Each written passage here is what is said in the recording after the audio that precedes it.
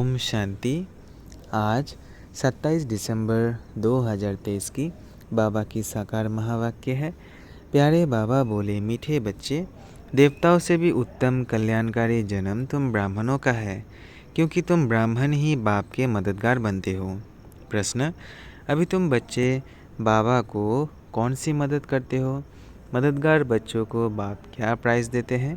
उत्तर: बाबा purity piece का राज्य स्थापन कर रहे हैं। हम उन्हें प्यूरिटी की मदद करते हैं। बाबा ने जो यज्ञ रचा है उसकी हम संभाल करते हैं तो ज़रूर बाबा हमें प्राइज़ देगा। संगम पर भी हमें बहुत बड़ी प्राइज़ मिलती है। हम सृष्टि के आदि मध्य अंत को जानने वाले त्रिकालदर्शी बन जाते हैं और भविष्य में गद्दी नसीन बन जाते हैं।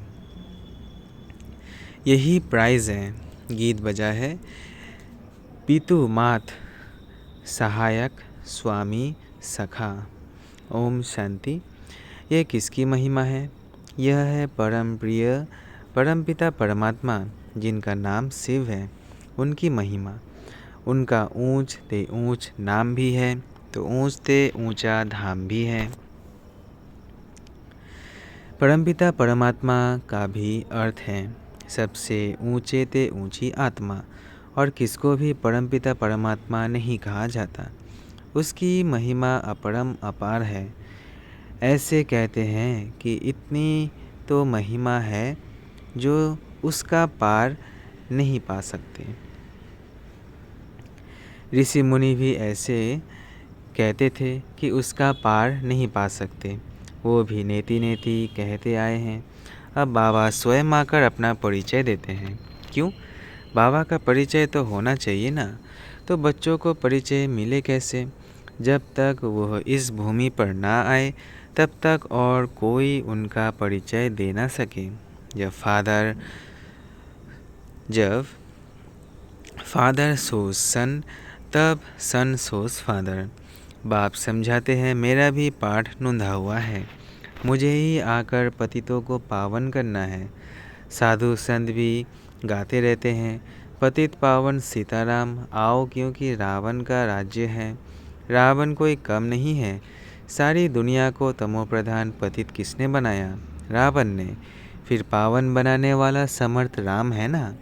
आधा कल्प राम राज्य है तो आधा कल्प रावण का भी राज्य चलता है। रावण क्या है ये कोई नहीं जानते।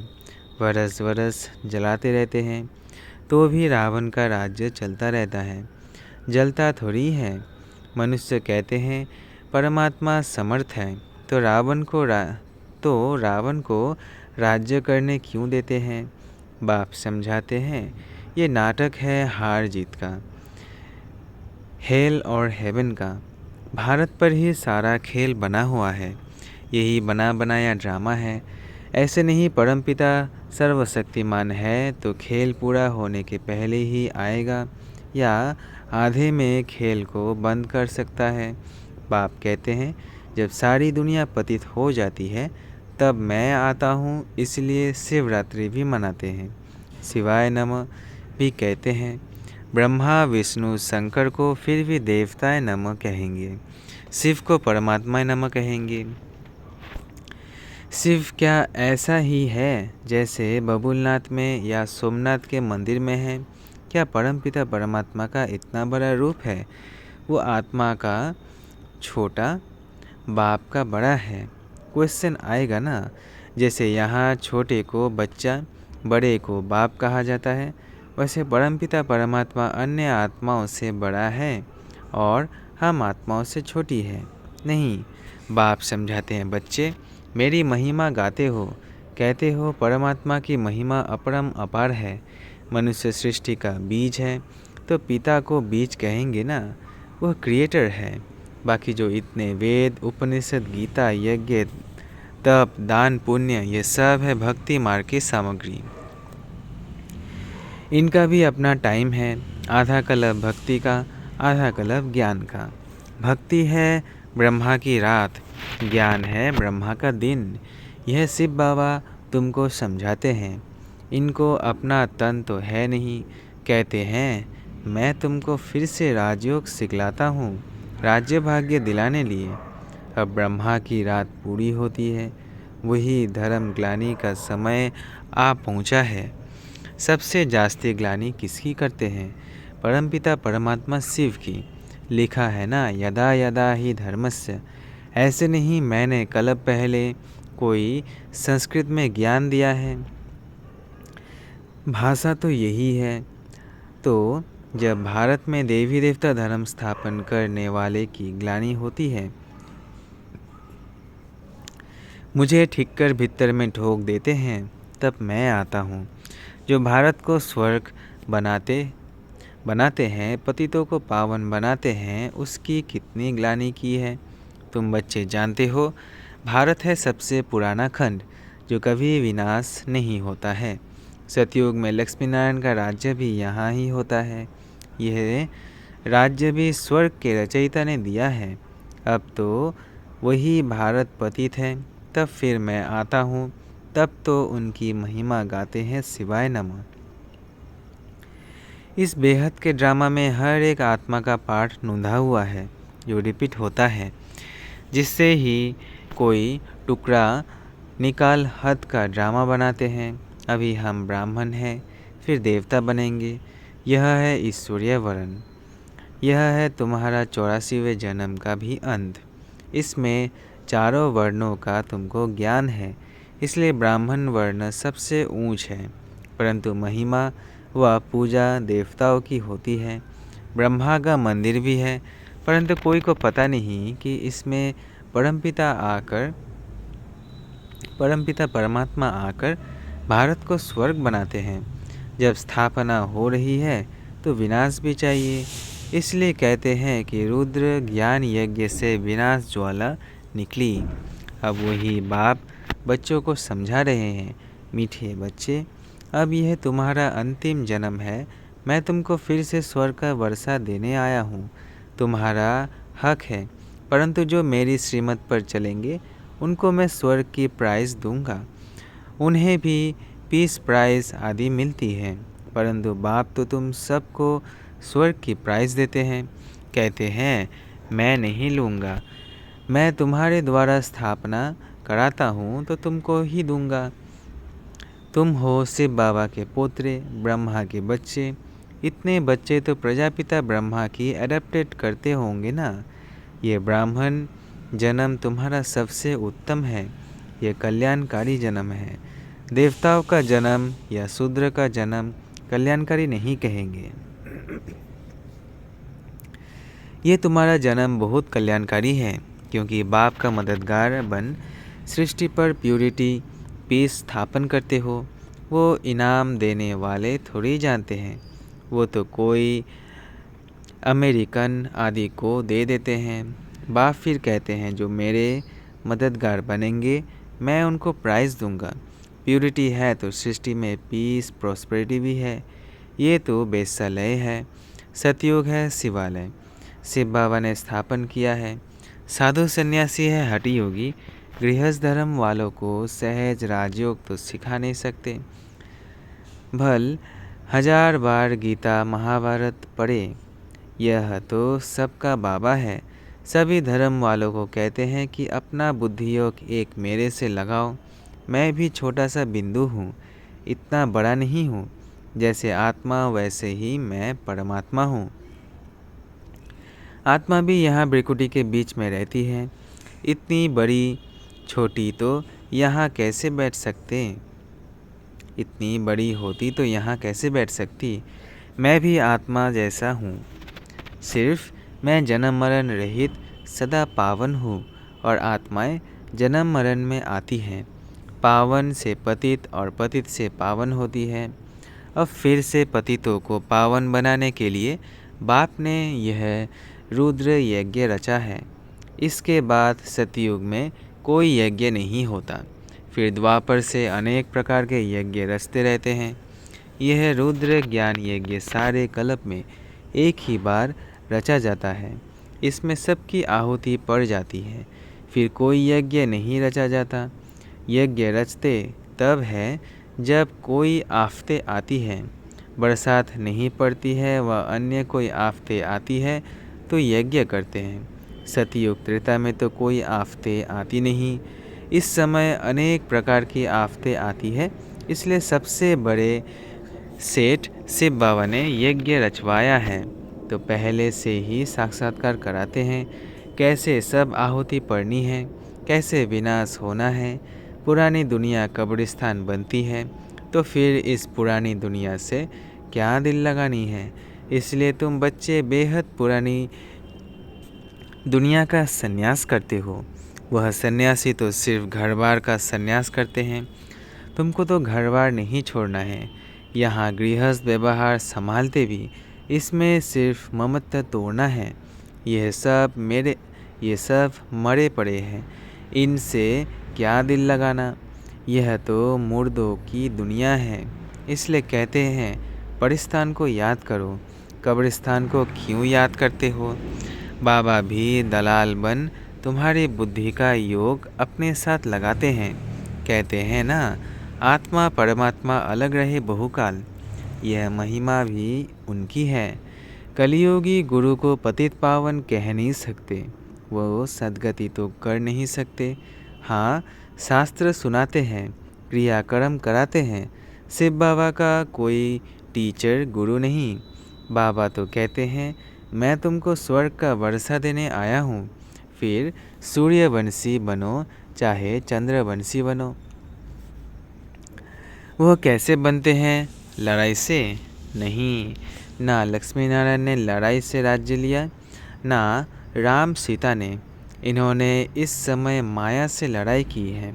तुम इनकॉग्निटिव वॉरियर्स हो, इसलिए तुम शक्ति सेना को कोई जानते नहीं। तुम योग बल से सारे विश्व के मालिक बनते हो।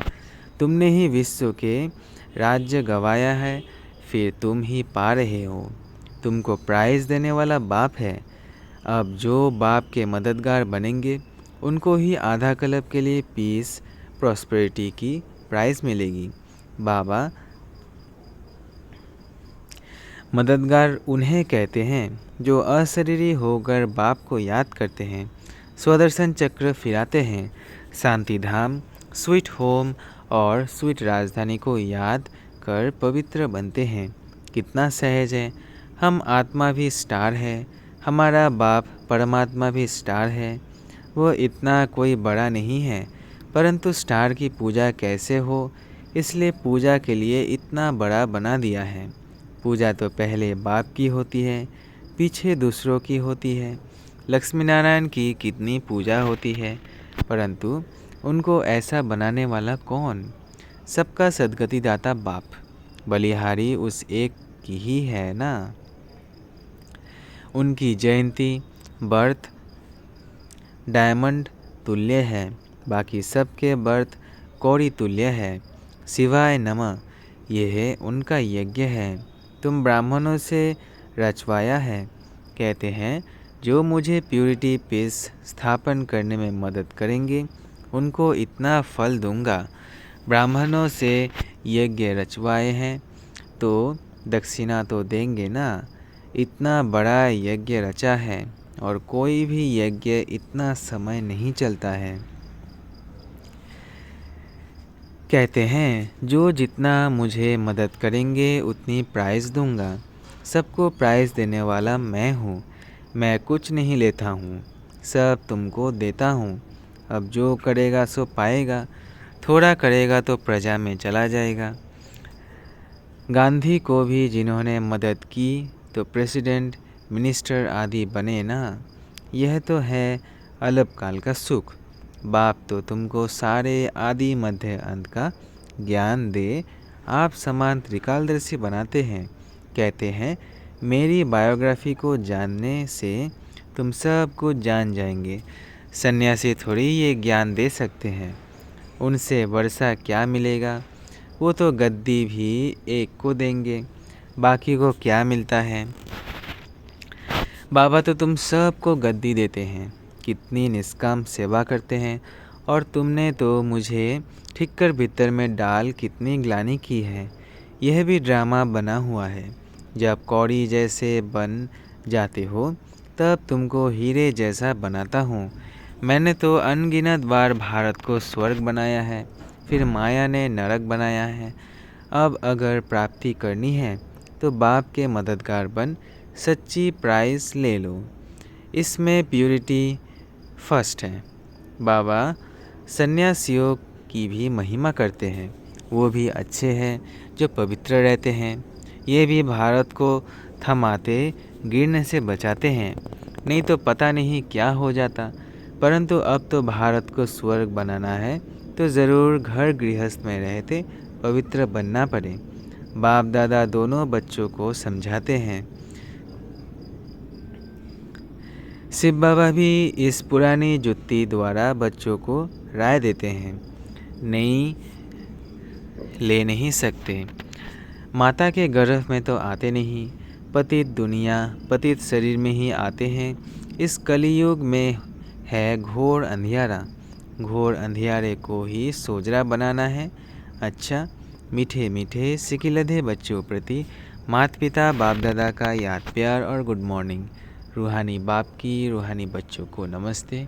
हम रूहानी बच्चों की रूहानी माता पिता बाप दादा को याद प्यार, गुड मॉर्निंग और नमस्ते नमस्ते नमस्ते। शुक्रिया बाबा, शुक्रिया। धारणा के लिए मुख्य सार पहला, इस बेहद की दुनिया का दिल से संन्यास कर अपना ममत्व मिटा देना है, इससे दिल नहीं लगानी है। दूसरा है, बाप का मददगार बन प्राइज लेने के लिए पहला अशरीरी बनना है, दूसरा पवित्र रहना है, तीसरा स्वदर्शन चक्र फिराना है, चौथा स्वीट होम और स्वीट राजधानी को याद करना है। वरदान, विशेषताओं को सामने रख सदा खुशी खुशी से आगे बढ़ने वाले निश्चय बुद्धि विजयंती रतन भव। विशेषताओं को सामने रख सदा खुशी खुशी से आगे बढ़ने वाले निश्चय बुद्धि विजयी रतन भव। अपनी जो भी विशेषताएं हैं उनको सामने रखो, कमज़ोरियों को नहीं तो अपने आप से, कमज़ोरियों को नहीं तो अपने आप में फेत रहेगा। कमज़ोरी की बात को ज़्यादा नहीं सोचो तो फिर खुशी में आगे बढ़ते जाएंगे। ये निश्चय रखो कि बाप सर्वशक्तिमान है तो उसका हाथ पकड़ने वाले पार पहुँचे कि पहुँचे। ऐसे सदा निश्चय बुद्धि विजयी रतन बनते हैं। अपने आप में निश्चय, बाप में निश्चय और ड्रामा की हर सीन को देखते हुए इसमें भी पूरा निश्चय हो तब विजयी बनेंगे। स्लोगन, प्यूरिटी की रॉयल्टी में रहो तो हद की आकर्षणों से न्यारे हो जाएंगे। प्यूरिटी की रॉयल्टी में रहो तो हद की आकर्षणों से न्यारे हो जाएंगे। अच्छा, ओम शांति, ओम शांति, ओम शांति। शुक्रिया बाबा, शुक्रिया।